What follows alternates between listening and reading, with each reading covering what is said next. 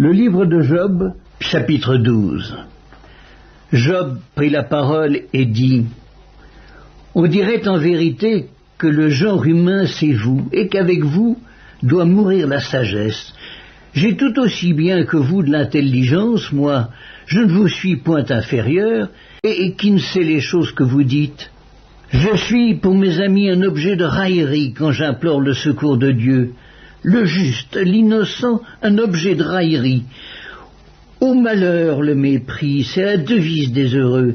À celui dont le pied chancelle est réservé le mépris.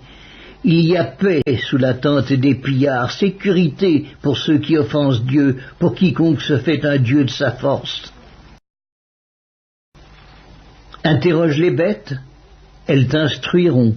Les oiseaux du ciel, ils te l'apprendront.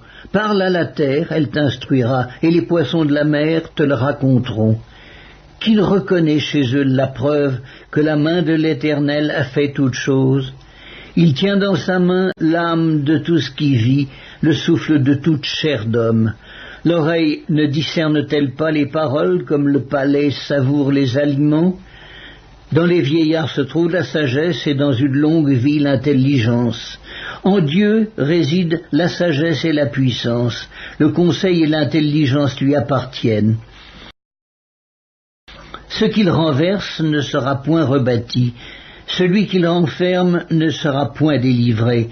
Il retient les eaux et tout se dessèche. Il les lâche et la terre en est dévastée.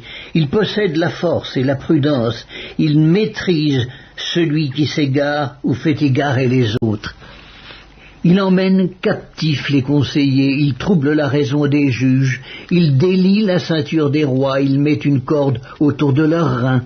Il emmène captifs les sacrificateurs, il fait tomber des puissants. Il ôte la parole à ceux qui ont de l'assurance, il prive de jugement les vieillards. Il verse le mépris sur les grands, il relâche la ceinture des forts. Il met à découvert ce qui est caché dans les ténèbres, il produit à la lumière l'ombre de la mort. Il donne de l'accroissement aux nations, et il les anéantit.